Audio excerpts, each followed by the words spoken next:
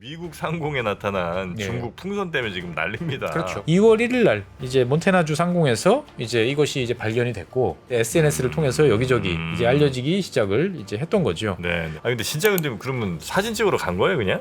그러니까 이제 이게 미국은 이제 정찰하러 왔다.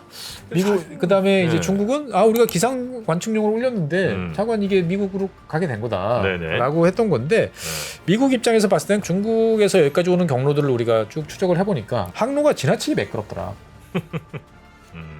그러니까 뭐 이게 이제 노리고 한 거 아니에요? 어느 정도 이제 자연 현상으로 온다 치면은 이게 그래도 뭐 왔다 갔다 하고 좀 이래야 되는데 어떤 특정 지역들을 이렇게 연결하는 것처럼 움직인다. 미군이 자랑하는 이제 사이드와인더 AIM-9X 미사일을 발사를 해가지고 격추를 시켰죠. 빵 하고 이렇게 터진 거죠. 네, 봤어요. 저도 영상 봤는데. 예.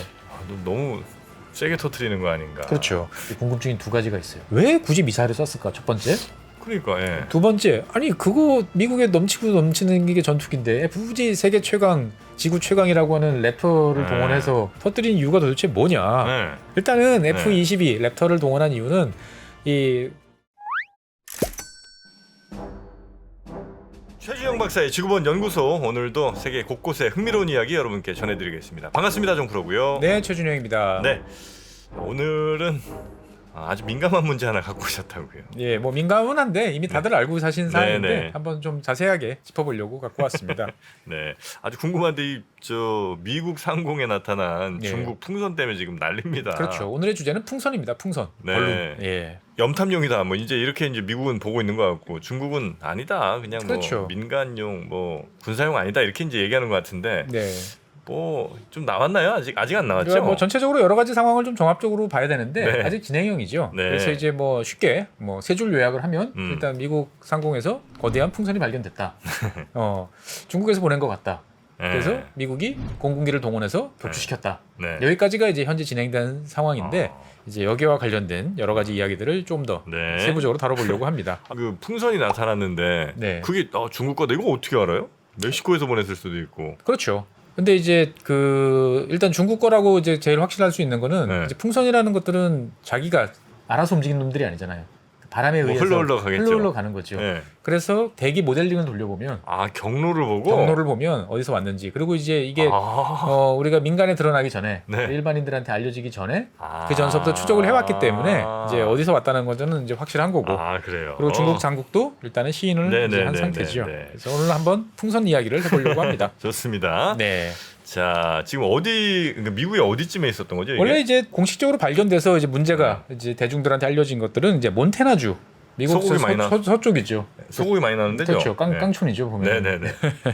미국 몬태나주의 상공에서 거대한 풍선이 이제 발견이 됐습니다. 그런데 이제 이 몬태나주는 제가 깡촌이라고 이야기를 했지만 약간 서북쪽이죠? 서북쪽입니다. 네. 보면은 서북쪽에 위치한 지역, 그러니까 로키 산맥 동쪽. 이라고 보시면 네네네. 되겠어요. 인구 밀도가 아무래도 좀 낮죠. 그러다 보니까 여기에 이제 말름스트룸이라는 미군 공군기지가 있어요. 네. 근데 이 공군기지는 그냥 뭐 미국의 넓고 넓은 뭐 땅에 공군기지가 뭐가 그렇게 중요하냐?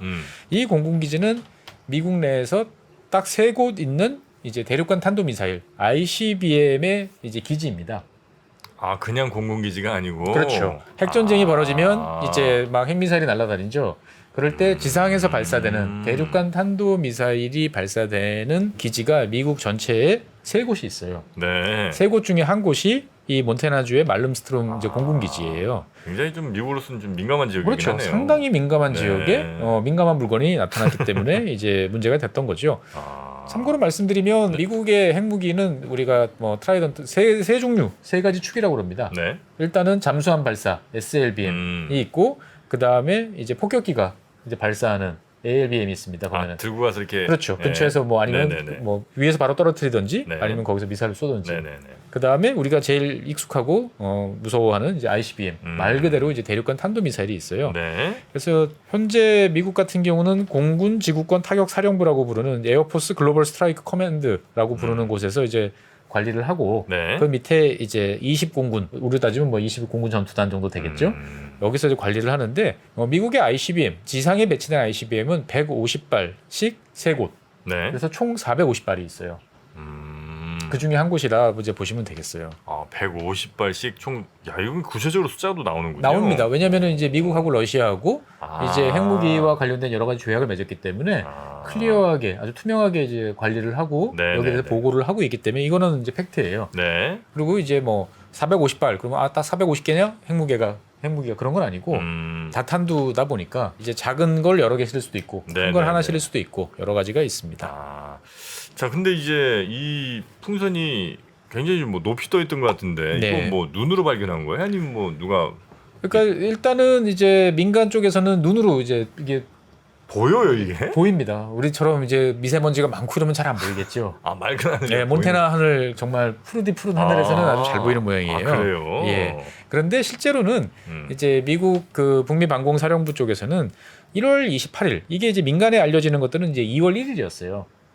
근데 그 전인 1월 28일서부터 추적을 하고 있었습니다. 알았군요. 그러니까 이제 이 풍선이 1월 28일 날 알래스카 영공에 이제 들어왔어요. 그래서 영공에 들어왔으니까 일단 추적을 이제 시작을 이제 하고 있었고 네. 이걸 격추시킬까 말까 망설이는 사이에 1월 30일 날 네. 캐나다로 이제 진입을 했습니다. 알래스카 지나 캐나다. 예, 지금 화면에 이제 보시는 이제 경로를 보시면 대략적으로 이제 이 경로인데요. 예, 이거 이제 북극에서 바라본 겁니다. 그렇죠. 네. 예, 그래서 이제 중국에서 시작을 해가지고 쭉 이렇게 와서 여기 이제 미국 알래스카 지나서 일단 캐나다로 간 거죠. 네. 그래서 쭉 이제 어떻게 되나 어디로 가나 지켜보고 있다가 네.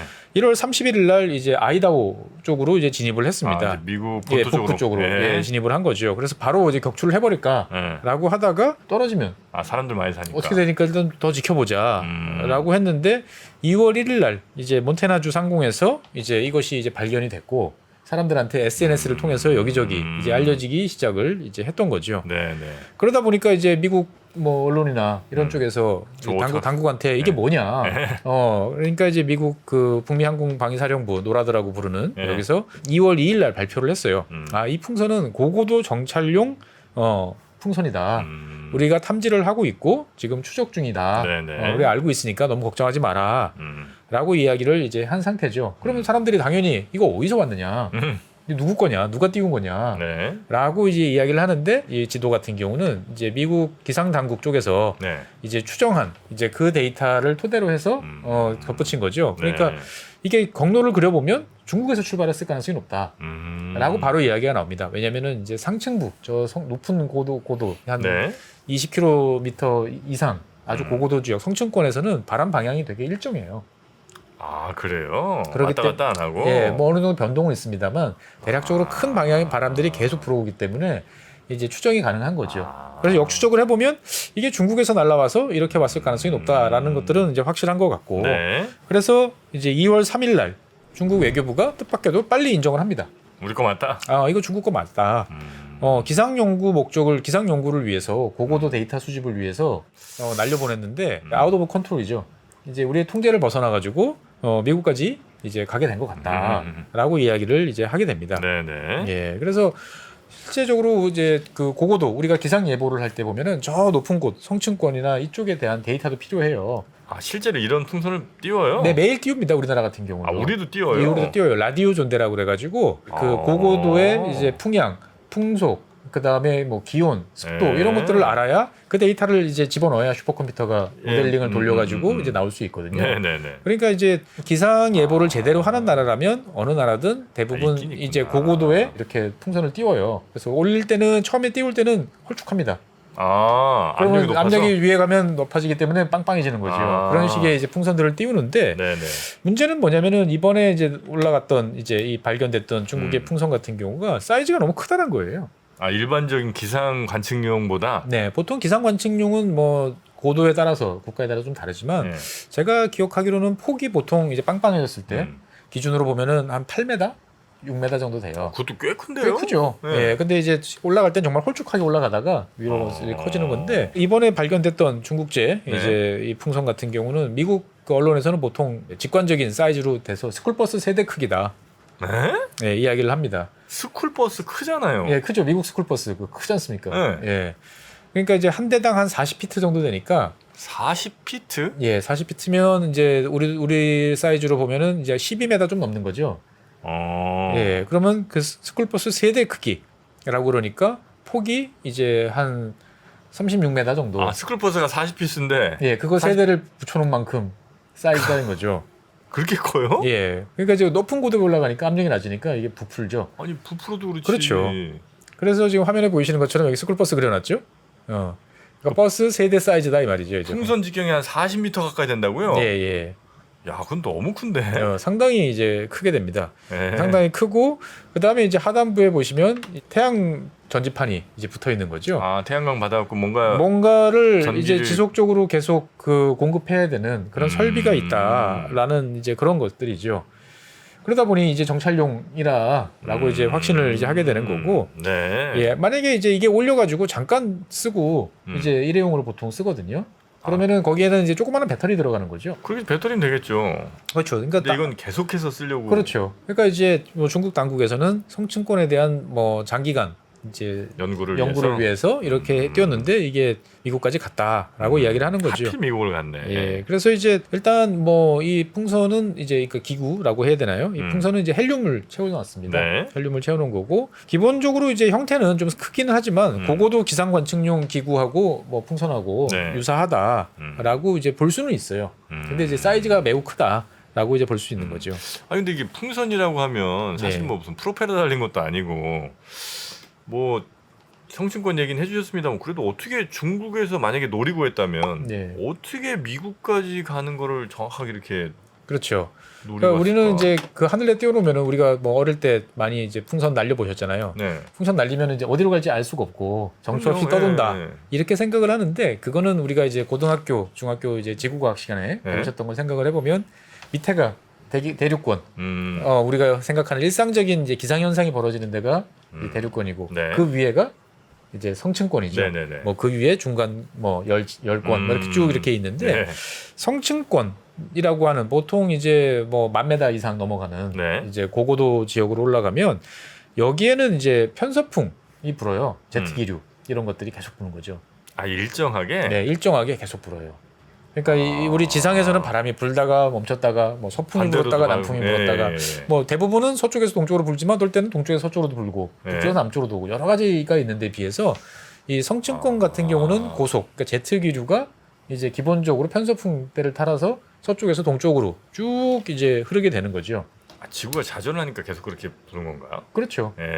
예, 여러 가지 효과들이 이제 겹쳐서 네, 이제 네, 그렇게 네, 되는데 그러니까 성층권 같은 경우는 서쪽에서 동쪽으로 가는 제트 기류가 일정하게 계속 흐르고 있다. 그러니까 그래요? 그 고도에 일단 띄워놓으면 동쪽으로 간다. 아, 대충 어느 쪽으로 가는지는 알 수 있겠군요. 그렇습니다. 물론 예. 이제 성층권이라고 그래서 거기서 바람이 뭐 아주 똑같은 속도로 일정하게 계속 부는 건 아니고 계절이나 뭐 매일 따라 좀 다르고 그다음에 그 내에서도 여러 가지 더 빠른 스피드로 움직이는 바람이 있고 고도에 따라서 여러 가지 차이가 있기는 있습니다. 바다도에 무슨 저 해류 딱 하나 만나면 그냥 어디까지가 뭐 쭉 그렇죠. 그냥 가는 이런 게 있으니까. 네, 그래서 사실 이제 이 제트 기류라는 것들은 2차 세계 대전 때 네. 미국이 이제 알게 된 거죠. 폭격기를 보내는데 생각보다 너무 바람이 센 거예요. 고고도까지 올라가 보니까 네네네. B-29 이런 애들이 이제 뭐 10,000m 이상 올라가 버리니까 네네네. 그 전까지 생각도 못했던 수백 킬로미터의 속력을 가진 이 기류랑 만나는 거죠. 아, 그 위에는 그렇게 빠른 예, 바람이 그래서 있어요? 보통 우리가 미국으로 갈 때, 그러니까 우리나라에서 미국으로 갈 때랑 네. 미국에서 우리나라로 올 때랑 비행기 시간을 비교해 보면 항상 대부분의 경우에 우리나라에서 미국으로 갈 때가 좀 빠르잖아요.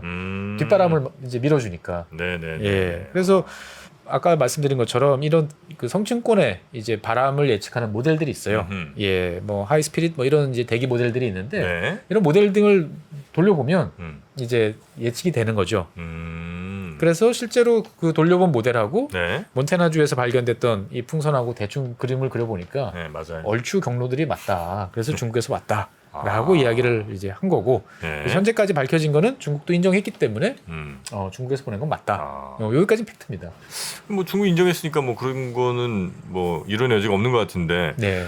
근데 중국에게도 약간 좀 그런가 싶은 걸 제가 본 거는 아니 중국도 사실 뭐 인공위성 많이 띄웠을 거고 네네. 굳이 뭐 미국 땅 뭐 찍기 위해서는 풍선보다는 풍선은 갈지 안 갈지도 잘 모르는 건데 그렇죠. 그냥 인공위성으로 잘 찍으면 그게 훨씬 낫지 않나. 그렇습니다. 그래서 이제 네. 인공위성이 뭐 예전보다 훨씬 쉽게 쏘아올릴 수도 있고 네. 성능도 센서도 어마어마하게 좋아졌고 예, 그런 상황인데 굳이 이렇게 리스크가 큰 정찰 장비를 보냈다는 게 맞냐? 그냥 네. 정말 중국말이 맞는 거 아니야? 그러니까요. 예, 그렇게 이제 볼 수도 있습니다. 네. 그래서 정확한 거는 조금 더 시간이 걸릴 것 같은데 일단 여러분들이 제일 궁금해하시는 거는 왜 굳이 풍선을 보냈을까? 그러니까요. 예, 이럴 것 같아요. 네.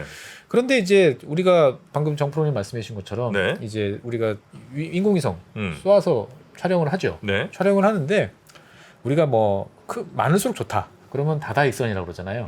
위성에서 특히 이제 첩보 위성이라든지 이런 네. 정찰용 위성은 저저익선입니다. 낮게 뜰수록 좋습니다. 아, 고도가 예, 고도가 낮을수록 무조건 해상도가 높아지죠. 뭐 그렇겠죠. 예, 가까이 가서 찍으면 예, 훨씬 예. 좋은 거죠. 그러다 보니까 이제 물론 미국이나 이런 쪽 같은 경우는 이제 고고도에서도 높은 데서 찍을 수 있는 게 있지만 비싸요. 어마어마하게 비쌉니다. 낮게 띄울 수만 있으면 훨씬 저렴하게 촬영을 할 수 있는 거죠. 하겠죠. 네. 그런데 그 낮게 띄우면 문제가 뭐냐?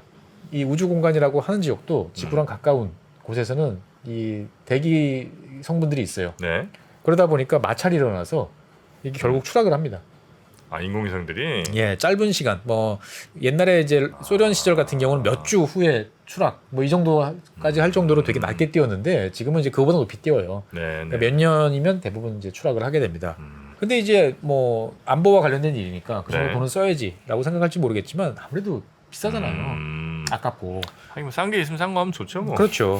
그러다 보니까 사실은 미국이 몇 년 전에 이 저궤도 위성을 대체할 수 있는 저렴한 뭔가 정찰 수단이라고 그래서 콜드스타라는 이름의 성층권 스파이 이제 기구를 연구한 사실이 이제 있습니다. 미국이? 예, 미국이.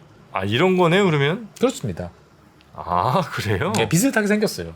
아. 그래서 콜드스타, 골드스타가 아니고요, 콜드스타입니다. 예, 이제 약어인데, 예. 그러니까 이제 성층권에서의 어떤 정찰, 이런 그 용어를 이제 압축을 해놓은 건데, 비슷해요. 헬륨을 채워가지고 한 30m 정도. 그러니까 지금 아까 중국제도 이제 36m 정도 된다고 그러니까 비슷한 거죠. 지름 30m 정도의 대형 풍선에 각종 센서와 통신 장비를 장착을 해가지고 태양광 패널을 달아서 이제 올려보내는 거죠. 네네. 그러면 이제 운용 고도는 어디냐면은 그 15km. 네. 예, 15,000m 상공서부터 이제 60km까지, 6만 미터까지.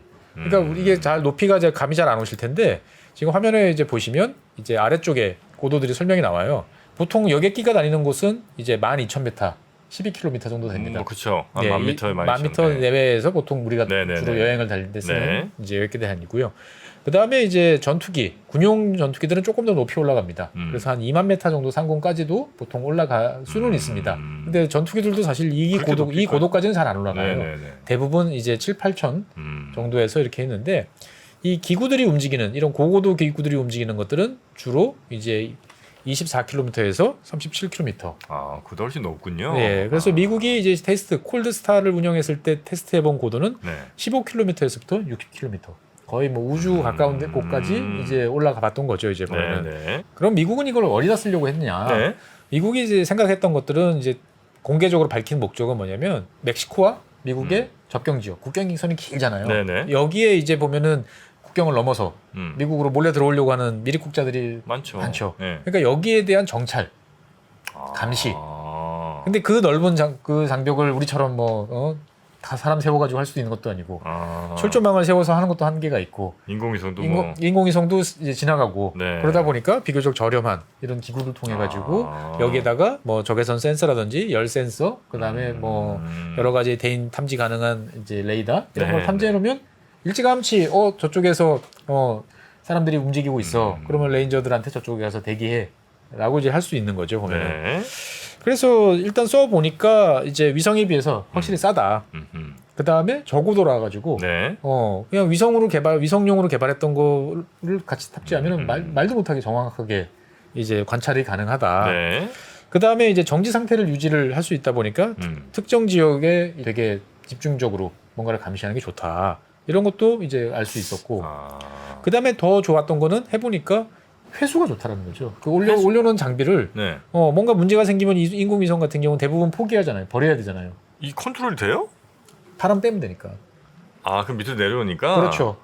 야 바람 빼라고 시그널을 보내면 네. 제가 쭉 천천히 내려오는 거죠. 아. 그러면은 밑에서 이제 너무 용량이 커가지고 무선으로 보낼 수 없는 데이터 같은 경우는 직접 회수할 수도 있고 아니면 기기를 교체해서 다시 헬륨가스만 채우면 올려 보낼 다시 수도 또 있고. 쓸 수도 있고. 그러니까 야 이거 좋네, 신박하네. 라고 이제 생각을 가격도 이제, 싸고. 그렇죠. 예. 이제 했던 거죠. 예. 그런데 이제 미국이 운영을 하다 보니까 의외의 소득을 하나 알게 됐던 거죠. 예. 이게 레이더에 안 잡히네. 아, 풍선 같은 거 잘 안 잡히는군요. 예. 그 밑에 이제 뭐 태양광 패널 이런 게 이건 이제 있습니다만 워낙 작으니까. 기본적으로 레이더라는 것들은 움직이는 물체를 탐지하는데 초점이 맞춰져 있어요. 아, 그래요. 예. 그래서 우리가 이제 느린 비행기 같은 경우 뭐 군대 다녀오셨던 분들은 AN2 안돌기 다 아시잖아요. 이게 뭐 천으로 만들어져서 안 잡힌다 뭐 이런 것도 있지만 네. 속도가 느려서 안 잡혀요. 그러니까 안 잡힌다는 게 정확히 말하면은 표현이 그래요. 레이더라는 것들은 이제 네. 전투기를 잡는 게 목적이잖아요. 비행기. 네. 그러면 일정 속도 하늘에는 우리가 생각했던 것보다 많은 게 떠돌고 있어요. 새도 날아다니고 네. 있고 낙엽도 날아다니고 네, 네, 있고 벌레들도 날아다니고 있고 네. 레이더를 돌리면 걸리는 이 신호가 되게 많아. 시그널들은 되게 많아요. 그걸 다 띄워놓으면은 화면이 허옇게 보여가지고 안 되고. 안 돼요. 그러면 찾아내야 되죠. 필터를 걸어야 돼요. 필요한 것만 내가 필요한 것만 봐야 내가 봐야 돼요. 그때 제일 좋은 게 뭐냐? 속도예요. 아. 일정 속도 이상 새가 날아다니는 것보다 빠른 속도로 이동하면 비행기일 가능성이 매우 높다. 나머지는 다 무시하는 거죠. 시그널을. 아, 근데 풍선이야. 풍선은 뭐... 거의 제자리에 서가지고 바람에 따라서 움직이다 보니까 이거는 그냥 자연현상으로 이제 간주될 가능성이 높다라는 거죠. 네네네. 그리고 또 하나는 야 이게 한 지역에 그러면 띄워놓으면 이게 제대로 있겠어? 움직이는데 테스트를 계속 해보니까 네. 이 수직 방향으로 이동을 하면서 원래 위치를 유지한다는 게 가능하다라는 것들을 알게 된 거죠. 아, 그래요? 그러니까 기본적으로는 한쪽 방향이 강하지만 고도를 더 올리면 반대로 가는 바람도 있고 예, 약한 바람도 있고 높이 조정을 높이 통해서 조절을 통해서 아주 매끄럽게는 아니지만 어느 정도는 내가 원하는데 이제 위치를 조정하는 것도 가능하다. 네. 라는 것들을 이제 미국이 이제 확인을 했었어요. 아, 저 비용으로 굉장히 가성비 뛰어난 거네. 그렇습니다. 네. 그래서 이제 미국이 이제 이런 그 군사적 그다음에 안보적인 차원에서 연구를 한 결과들을 갖고 구글이 2020년에 비슷한 실험을 해봤었어요. 네. 그러니까 구글은 이제 전 세계 인터넷망 이제 보급 이런 거에 관심이 많았잖아요. 네네. 근데 이거를 위성으로 하면 너무 비싼 거죠. 그러니까 아프리카 같은 지역에다가 이런 기구들을 일정한 간격을 두고 쭉 띄워놓으면 네. 1년씩, 2년씩 체류할 수 있으면 저렴한 비용으로 각 지역에 무선 인터넷을 쫙 깔아놓을 수 있지 않겠느냐? 그 예전에 한번 그런 계획 본 것 같은데. 네. 그래서 예전에는 그냥 띄워놓고 그냥 있다 보니까 이게 자꾸 유지가 안 됐는데 네. 2020년 구글이 실험했던 건 뭐냐면 이제 아까 말씀드렸던 이 위치를 조절할 수 있다고 그랬잖아요. 고도를. 아, 고도 조절 통해서. 그래서 AI를 활용을 합니다. AI에 성층권 데이터를 주고 네가 적절히 제어할 수 있도록 한번 움직여봐라. 라고 테스트를 해보니까 312일 동안 이제 위치 제어를 할 수 있었어요. 야, 그래요? 거의 1년 동안 어떤 그러니까 딱 정지되는 상태는 아니지만 네네. 대략적으로 범위 안에서. 있어야 되는 지역 내에서 머무를 수 있도록 물론 이제 수직 방향으로는 이제 왔다 갔다 했지만 네네. 예 그런 것들을 이제 확인을 했던 거죠. 그러니까 이게 우리가 생각했던 것보다 상당히 정찰적인 네네네. 목적에 괜찮네. 아, 그러네요. 라는 생각이 이제 뜨는 거죠. 그런데 이제 구글도 그다음에 미국의 콜드스타도 이제 실험을 해보니까 단점은 뭐냐? 네. 의외로 눈에 잘 보이더라. 이게 예. 한 20km 위에 있어도 예. 의외로 이게 반짝반짝 빛나면서 저게 뭐지? 라고 사람들이 이제 눈에 띄더라는 거죠. 아, 그래요. 아마 이 기구가 정찰을 하면은 제일 위력적으로 발휘할 지역은 대한민국의 봄철이 아닐까 싶습니다. 미세먼지로 인해 가지고 하늘이 도대체 안 보이는. 대한민국에서는 뭐 진짜 안 보일 것 같은데. 근데 이제 사실 이제 광학 센서를 장착했을 때는 그렇게 구름이 많이 끼면 소용이 없죠. 아, 그렇겠죠. 예. 예. 그래서 그래서 어떻든 확실히 간에 이제 예. 그게 하늘에 떠 있는 게 뭐 태양빛 받고 뭐 이러면 이렇게 반짝 빛나니까 그렇죠. 우리 육안으로도 충분히 육안으로도 보인다라는 것들이었던 거죠. 그래서 어떻게 보면은 이제 중국이라는 나라는 미국이 뭔가를 실험을 하고 그게 데이터가 나오고 하면은 거의 99% 따라 해봅니다. 아, 예. 그 그래서 중국이 따라 중국이 아마 그 일환으로 이제 이거를 적극적으로 활용을 해보는. 근데 이게 과연 실험용이었을까? 어쩌다 한번 이건 아니었다라는 게 이제 미국 입장인 거죠. 왜? 여러 개가 발견되고 있거든요. 네네. 예. 아, 근데 진짜 근데 그러면 사진 찍으러 간 거예요, 그냥? 그러니까 이제 이게 미국은 이제 정찰하러 왔다. 미국 그다음에 이제 중국은 우리가 기상 관측용으로 올렸는데 차관 이게 미국으로 가게 된 거다라고 했던 건데 미국 입장에서 봤을 때는 그렇습니다. 중국에서 여기까지 오는 경로들을 우리가 쭉 추적을 해보니까 알래스카 지금 탐지했을 때 쭉 보니까 항로가 지나치게 매끄럽더라. 이건 그러니까 뭐 이게 이제 노리고 그 한거 어느 아니에요? 어느 정도 이제 자연 현상으로 온다 치면은 네. 이게 그래도 뭐 왔다 갔다 하고 네. 좀 이래야 되는데 지나치게 매끄럽게 어떤 특정 지역들을 이렇게 연결하는 것처럼 움직인다라는 거고 그 움직인 경로들을 쭉 찍어보면 네. 이제 태평양 주변 그다음에 미국 본토에 꽤 민감할 수 있는 미국 기지들을 그 주변 지역을 지나는 어떤 그런 루트로 나온다라는 거죠 보면은. 그래서 이제 뭐 우리 제주도 근처도 지나간 거 아니야? 뭐 예, 이런 이야기들이 나오는 게 이제 그런 이제 경로 때문에 그렇습니다. 아 그래요. 예, 그래서 이제 미국 입장에서 봤을 때는 중국이 의도적으로 띄운 거 아. 맞다라고 보고 그 다음에 이제 핵심은 그럼 도대체 왜? 네. 왜라는 거죠. 그럼 더 자세히 보려고. 그렇죠. 일단 첫 번째 제일 이제 직관적으로 느껴지는 거는 낮으면 낮을수록 좋으니까 아주 정밀하게 이제 미국의 여러 기지들을 위성 영상보다 훨씬 더 뭐 그럴 수 디테일하게 있겠네요. 볼 수 있게 하려고 한다라는 게 이제 첫 번째 이유고, 근데 과연 그 이후로 이런 리스크를 감수하면서 띄워야 될까라는 게 이제 궁금증이 있는 거죠. 네. 그래서 두 번째로 등장하는 이유가 뭐냐면 엘린트라고 그래서 전파 정보를, 전자적 정보를 수집하려고 갔다. 아, 그 근처 뭐 군기지나 이런 데 근처에 있는 전자 정보를 그렇죠. 수집하기 위해서. 예, 우리가 뭐 우리 실제로 보면은 그 군사용으로 음. 사용되는, 그리고 민간용으로도 사용되는 수많은 주파수들이, 전파들이 지금도 발신하고 있어요. 그렇겠죠. 예. 근데 이 전파들을 다 수집을 하면 그게 엄청난 이제 데이터가 되는 거예요. 그러니까 가령 예를 들어 가지고 네네. 이제 뭐 북한이 이제 대형 미사일을 발사하려고 네. 그 이동식 그 트레일러를 이제 움직이는 경우들이 있잖아요. 그런데 그러면은 어떻게 돼요? 정말 전시가 되면은 이거를 가서 미리 미사일을 쏘기 전에 네네. 때려야 되는 거죠. 그렇죠. 근데 북한 같은 경우는 그러면 그것들을 때릴 수 있으니까 음. 속이려고 노력을 하겠죠. 음흠. 어떻게 속이느냐면은 풍선을 만듭니다. 풍선을? 모형이나 풍선들을 만들어요. 그래서 군 당국 전쟁이 벌어질 때 보면은 그런 기만체라고 하죠. 이런 네. 것들이 되게 많이 돌아다녀요. 에드벌룬 또는 합판 저렴하게. 네네네. 그러면 이제 실제로 미사일을 쐈는데 합판 쪼가리면 안 되잖아요. 그래서 이제 그것이 진짜인지 아닌지를 확인하려고 거기다가 이제 열 영상을 비춥니다. 네. 열로 조사해서 실제로 엔진이 달려 있으면 열이 날 거 아니냐. 그래서 이제 그런 것들을 또 속이려고 요즘에 나오는 기만체들은 그 안에다가 이 난로가 있어요. 예, 그래서 이제 딱 기만체를 설치하고 스위치를 누르면 네. 그 안에서 이 열이 나요. 그래서 꼭 진짜로 가동되는 것처럼. 아.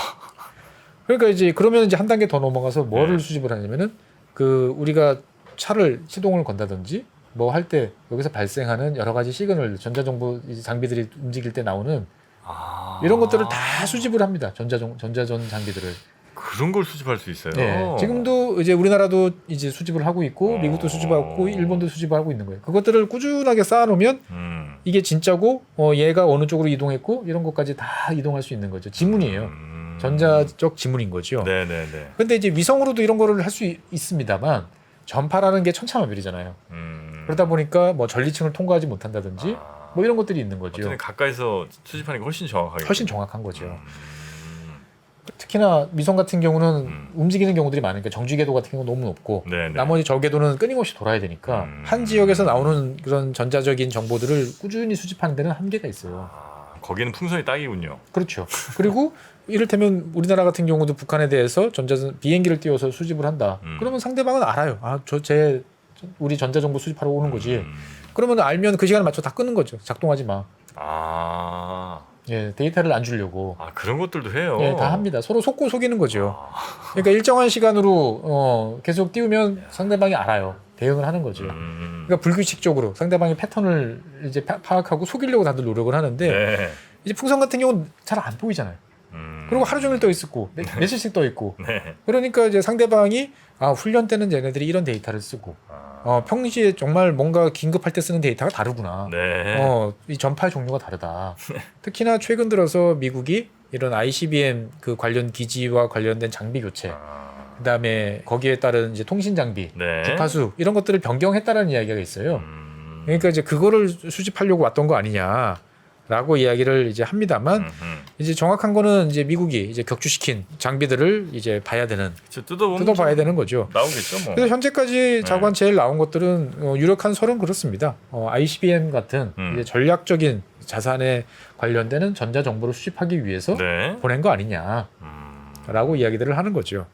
야, 진짜 그거 나중에 뜯어보고 뭐가 나올지가 굉장히 궁금하긴 한데. 근데 이제 예. 미국이 다 밝히진 않을 거예요. 아 설령 뭐가 나오더라도. 네, 나오더라도. 예. 근데 이게 이제 이번에 처음 그러면 발생한 거예요? 이게 이제 거슬러 올라가면 네. 한 2차 세계대전까지 거슬러 올라가요. 아 그때도 이런 게 있었어요? 일본 같은 경우는 B-29한테 맨날 두들겨 맞았잖아요. 네. 그러니까 이제 야 우리는 두들겨 맞고 왜 우리는 미국 본토를 못 때려? 당연히 그런 생각할 거 아닙니까? 그래서 당시에 이제 일본군이 학자들을 동원해가지고 연구를 네. 시킵니다. 우리가 본토를 때릴 방법이 없냐? 있습니다. 어떻게? 두 가지 방법을 동원을 했어요. 첫 번째는 생물을 동원합니다. 생물? 예, 뭐 새요? 예, 새. 아니 그 미사일 들고 날릴 수 있는 새가 몇 마리가 있다. 그러니까 뭐 크지는 않지만 네. 어떻든 간에 이제 일본이나 중국 만주 대륙에서부터 네. 미국까지 왔다 갔다 하는 새들이 있어요. 이 새들을 잡아서 만주에서 미국까지 가는 새가 있어요. 예, 철새들. 우와. 예, 그래가지고 거기다가 이제 뭐 장착을 해서 네. 해보기도 하고. 근데 이거는 뭐 당연히 성공 안 가능성이 되고. 거의 없고. 네. 그래서 풍선 폭탄을 개발을 했습니다. 오. 예, 그래가지고 일본 이제 학자들이 알고 있었던 거죠. 아. 성층권에 제트기류라는 게 있다. 미국까지 갈 수 있다. 갈 수 있다. 뛰어보내면 된다. 오. 이론상. 그래가지고 수천 개의 풍선을 만들어서 폭탄을 실어가지고 미국으로 보냈어요. 예, 갔습니다. 아, 실제로 갔어요? 네, 갔어요. 갔는데 실제로 이 풍선이 터져가지고 사망한 거는 한 6명 정도 아, 실제로 사망한 사람이 있어요? 있어요. 근데 이제 미국은 이거를 아주 극비로 다뤘어요. 오. 왜냐하면 미국인들 같은 경우는 우리 본토는 안전해 라는 아, 확신을 그게- 가지고 있었는데 네. 이게 패닉이 오면 아, 안 되잖아요. 그렇죠, 그렇죠. 그래가지고 이제 이 폭탄들이 쭉 가다가 어느 시점이 되면 타이머가 딱 하면 이제 바람이 빠지면서 고도를 내려가잖아요. 정확치는 않아도. 네. 근데 타이머가 터지는 그 시점에 많은 풍선들이 대부분의 풍선들이 미국과 캐나다 접경 지역에 숲에 떨어진 거예요. 아, 정확도가 너무 좀 떨어졌군요. 그렇죠. 근데 또 사람들이 보고 이상해. 저게 뭐지? 라고 이제 이야기를 하는 거죠. 그러니까 당국에 신고도 하고. 네. 그래서 미국이 둘러대기를 뭐라고 둘러대냐면 캐나다 군이 이 대공 사격 훈련용으로 풍선을 요즘에 많이 띄우는데 이 자식들이 자꾸 떨어진다. 아. 그래서 일본에서 보낸 거예요. 네, 일본에서 보낸 거죠. 그래서 이제 근데 이제 이게 군용이니까 혹시나 보더라도 만지지 말고 신고를 해라. 신고하세요. 폭발물이 있을지도 모르니까. 네네네. 우리가 캐나다한테 이야기를 하겠다. 그만 좀 띄우라고. 이렇게 이제 넘어갔는데 나중에 이제 밝혀진 거죠. 근데 이렇게 옛날 이야기 말고 네. 최근에 이제 오늘 요번에 문제가 되는 풍선 같은 중국의 정찰 기구 같은 경우가 최근 2020년, 21년, 22년 계속 발견이 되고 있었어요.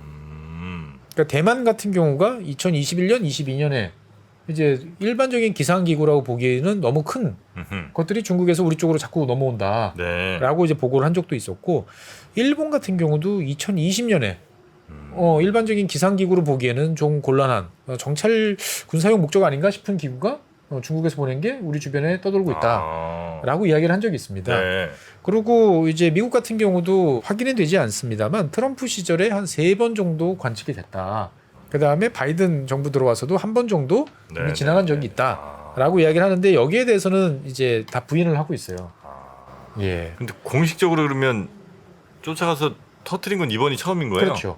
그러니까 아마 이번에도 아. 이제 SNS나 이런 걸 통해 가지고 화제되지 알려지지 않았으면 조용히 넘겼을 수도. 넘겨서 아마 그거를 다른 식으로 해결을. 해결을 이제 하려고 하지 않았을까 싶었는데 이번에는 이제 너무 알려지다 보니까 이제 쇼타임이 이제 됐습니다. 네. 그래가지고 세계 최강 F-22 랩터 전투기가 이제 출격을 이제 하게 됐던 거죠. 너무 저 모기 잡는데 뭐 속칼 쓴다고 그러나요? 네네. 너무 크게 간 거 아닙니까? 그래서 이제 화면 오른쪽 하단에 보면 이제 네. 몬태나주에서 발견된 이후에 미국 대륙을 이런 식으로 쭉 그 횡단을 해가지고 네. 사우스 캐롤라이나주 즉 해안가 대서양 쪽으로 나간 다음에 네. 바다로 나가면 떨어져봐야 문제가 피해가 없잖아요. 없으니까. 근데 실제로 근데 이 경로상에 어마어마하게 미국이 아주 광범위한 지역에 비행 금지 이런 것들을 걸었어요. 혹시 중간에 격추시킬 수도 있으니까. 네네네. 그래서 해상에 대규모 이제 이지스함을 비롯한 대규모 해군 함대를 시킨 다음에 이제 격추를 이제 시켰습니다. 네. 그래서 보통은 이제 뭐 풍선이니까 기관포 쏴서 떨어뜨리지 않았을까 싶었는데 미군이 자랑하는 이제 사이드와인더 AIM-9X 미사일을 발사를 해가지고 네. 이제 격추를 시켰죠. 총만 쏴도 될 텐데. 그래서 여기 사진 있잖아요. 빵 하고 이렇게 터진 거죠. 네, 봤어요. 저도 영상 봤는데. 예, 아, 너무 세게 터트리는 거 아닌가. 그렇죠. 그래서 여기서 이제 보면 또 호기심 많으신 분들이 궁금증이 두 가지가 있어요. 네. 왜 굳이 미사일을 쐈을까? 첫 번째, 그러니까 예. 두 번째, 아니 그거 미국에 넘치고 넘치는 게 전투기인데 F-16도 있고 F-15도 있고 F-35도 있는데 굳이 세계 최강, 지구 최강이라고 하는 래퍼를 동원해서 터뜨린 이유가 도대체 뭐냐? 네. 이 두 가지가 이제 궁금하실 수도 있어요. 네. 여기까지 생각하시면 호기심 대마왕입니다. 일단은 F-22 랩터를 동원한 이유는 이 되게 고고도잖아요. 네. 2만 메타 그 엄나드는 이 정도인데 F-15 같은 전투기도 올라는 갈 수 있어요. 그런데 안정적으로 그 유지를 하기가 애매할 수 있는 거죠. 그래서 백업용으로 F-15를 옆에 공중에 띄워놓긴 했습니다만 미국이 운영하는 전투기 중에서 가장 고고도에서 안정적으로 잘 운영할 수 있는 전투기는 F-22 랩터입니다. 네네네. 예, 2만 메다를 훌쩍 넘어가기 때문에 그래서 확실하게 이제 F-22를 동원했던 거고 고고도에 적합한 F-22. 예. 그다음에 왜 미사일을 쐈냐라고 하면 아까도 이야기했던 캐나다에 또 사례가 있습니다. 네. 캐나다에서 기상 관측 기구가 이제 경로를 벗어나서 애매한데 떨어질지도 모르겠다라는 이제 신고가 접수됐습니다. 그래가지고 이제 캐나다의 F-18, 캐나다 F-18은 이제 CF-18이라고 부르는데 네. 캐나다의 F-18 두 대가 이제 출격을 했습니다. 그래서 목표물을 확인을 하고 탑재했던 M61 이제 기관포 20mm 기관포를 총동원해가지고 800발을 넘는 기관포탄을 퍼부었어요. 풍선에다 대고. 예, 다 맞았겠죠. 근데 안 떨어집니다. 총 맞았는데 안 떨어진다고요? 구멍이 났는데? 구멍이 났는데 가스가 천천히 빠질 뿐이지. 네. 그리고 가스가 빠지면서 오히려 예측 불가의 경로로 막 이렇게 요동들이 치는 거죠. 천천히 내려오면서 뭐 대륙권에서 막 왔다 갔다 할 수도 왔다 갔다 있고. 하는 거죠. 그러니까 이게 어디로 어떻게 될지 알 수가 없고 그 차라리 한 번에 한 방에 빵 터뜨리면 그 다음부터는 밑으로 쭉 내려올 테니까 그래서 차라리 기구 남은 게 어느 정도 에어브레이크 역할을 해주면서 떨어질 거다. 그럼 밑에 남는 파편들을 수거할 수 있다라고 이제 했던 거죠. 그래서 탑재했던 장비들은 일단은 수거는 됐던 걸로 확인이 되는데 분석 중이겠죠. 이제 보면은. 네네. 야, 그런 일이 또 있긴 있었군요. 네. 이제 이렇게 전 세계적인 이제 토픽이 됐는데, 네. 뭐 중국은 좀 지금 매우 불쾌하다는 듯한 반응을 그렇죠. 좀 보이는 그러니까 거죠. 미국은 이제 아니 우리가 민간 장비라고 그랬는데 그거를 굳이 그렇게 미사일까지 쏴가지고 할 필요가 뭐냐? 니들 과잉 반응 아니냐? 네네네. 이거야말로 모기 잡는데 대포로 쏜 격 아니냐? 그렇게 이제 이야기를 합니다. 네. 얼핏 들으면 중국 이야기가 맞을 수도 있어요. 근데 가만 생각해 보면 중국의 태도가 이상한 거죠. 왜냐하면 보통 이런 경우에 보면 우리 게 날라갔어. 미안해. 유감이야. 우리가 그 장비가 어디까지 갔는지 확인을 못해서 너희들한테 통보를 못했어. 우리가 알았다면 너희들한테 알려줬을 거야. 하긴 상대방 나라 영공 침해한 거니까. 그렇죠. 네. 미안하다 유감을 표명하고 그래야죠. 네. 그거와 관련해서 혹시 뭐 민간에 피해가 발생하거나 그러지 않도록 우리도 관련 정보를 제공하겠고 혹시 그런 일이 벌어진다면 책임지겠다. 우리가 다 책임지겠다라고 말을 하는 게 일반적인 국가들 간의 관계인 거죠. 보면은. 그런데 이제 이렇게 오히려 적반하장격으로 강하게 이제 나오기도 했고, 근데 다른 한편으로 보면은 이제 문책을 또 누군가는 했다라는 이야기도 있습니다. 그래서 일단은 기상 당국에서 이거를 올린 거다라고 대외적으로 발표를 했기 때문에 중국 기상청장이 2월 5일날 이제 해임이 됐어요. 그래요? 예. 근데 이제 이게 정말 기상청이 올린 걸까? 라고 보면 그렇지 않다라는 것들은 대부분 다 알고 있는 이야기인 거죠. 기상청장은 좀 억울하시겠네. 예, 그래서 이제 이 결과로 인해서 사실 작년 시진핑 사면임 확정된 이후에 미국, 중국이 나름대로 많이 관계들이 조금 가까워지려고 노력을 하고 있었거든요. 그래서 블링컨 미 국무장관이 이제 처음으로 이제 본인 이제 국무장관 된 이후 처음으로 중국을 방문해서 시진핑 주석과 이제 면담도 할 예정이었는데 일단은 다 이제 홀드돼 있는 상태고 무엇보다도 이제 이런 쇼타임이 벌어졌잖아요. 막 미사일이 날아가고 막 떨어지고. 그러니까 이제 미국 의회 특히 이제 지금 새로 개원했거든요. 예, 선거 지난번 중간 선거 이후에. 그러니까 이제 미국 의회가 난리가 났습니다. 그래서 초당적으로 이제 중국에 대해서 분위기가 아주 격렬해진 거죠.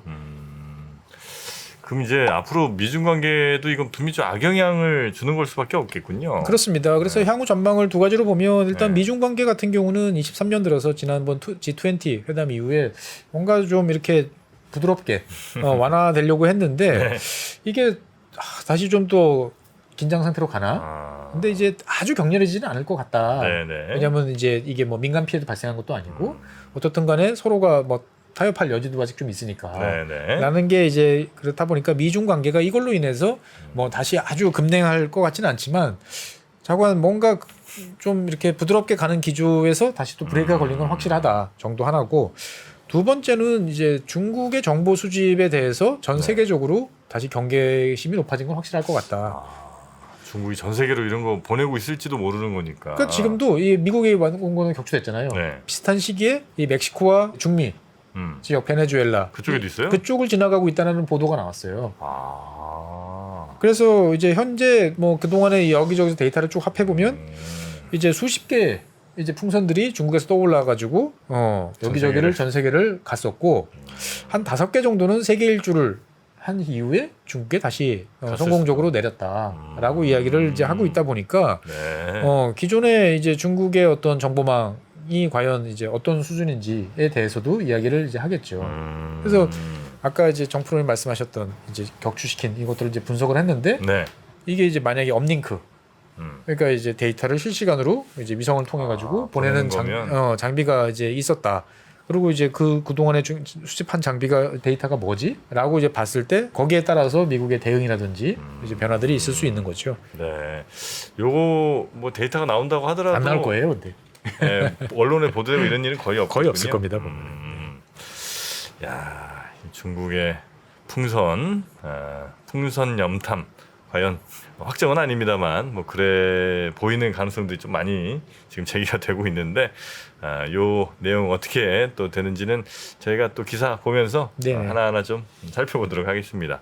우리나라 위에는 없을까요? 있을까요? 글쎄요, 뭐 모르겠습니다. 제가 생각했을 때는 뭐 많이 날아다닐 것 같아요. 그럴 수 있을 것 같은데, 그죠? 근데 뭐 우리만 일방적으로 당하겠냐 생각해보면 또 그렇지는 않을 거예요. 중국에서 뭐 예를 들면 사드 기지 있는 데 쪽에 뭐 보낸다든지 이럴 수 있겠네요. 뭐 풍선은 잘 모르겠지만 아마 드론 숱하게 많이 날아다니고 있지 않을까, 서로가 날리고. 뭐 북에서도 뭐 드론이 날라오니까. 네. 뭐 그러니까 어떻게 보면 이제 새로운 국면으로 이제 진입을 하고 있고, 여기에 대해서 국가적으로 다들 뭔가 대책이나 방법을 강구는 하고 있겠지만 또 그거를 발표하는 순간 상대가 맞설 거기 때문에 그런 자세한 사항은 알기가 쉽지 않을 것 같습니다. 오늘은 중국 풍선 관련해서 여러분께 재밌는 얘기 좀 전해드렸고요. 오늘도 아마 밀떡분들이 굉장히 좀 좋아하실 만한 그런 요소들이 좀 많이 있었던 것 같습니다. 네. 자, 미래 또 염탐 탐지는 어떤 식으로 또 가는지 그것도 좀 흥미로운 부분이었던 것 같고요. 자, 오늘 내용은 여기서 마무리하고 다음 시간에 다시 우리 최진영 박사님 모시도록 하겠습니다. 박사님 고생 많으셨고요. 법무법인 율촌의 최준영 박사님이었습니다. 고맙습니다. 네, 감사합니다. 복잡하고 어렵게 느껴지는 재무제표와 용어들, 친절한 투자 멘토 사경인 마스터가 매주 새로운 콘텐츠로 알기 쉽게 설명해드립니다. 재무제표 분석과 포트폴리오 구성, 뭐 양대 재무제표라고 그러면 대차대조표랑 손익계산서가 있거든요. 매수 매도 방법, 이렇게 사는 게 좋겠네, 이렇게 살면 좋겠다. 근데 이렇게 살려면 뭘 해야 되냐면요, 나머지 3분의 1은 놔둬봅니다. 어디까지 가는지. 실전 투자 팁까지 알려드립니다. 오직 3프로 멤버십에서만 만나실 수 있습니다.